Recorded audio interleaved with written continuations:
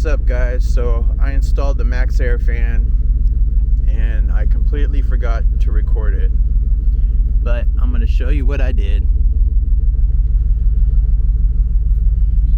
So here it is.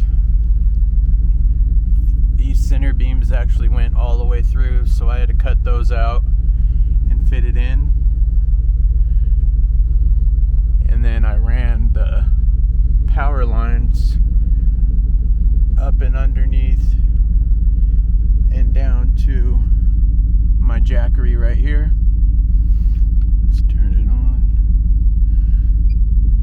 Turn the fan on.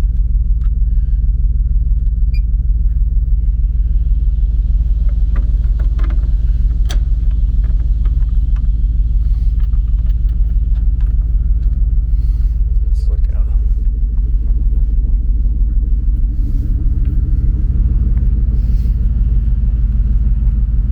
There it is. Are you having fun? Yeah. Sarah's in there.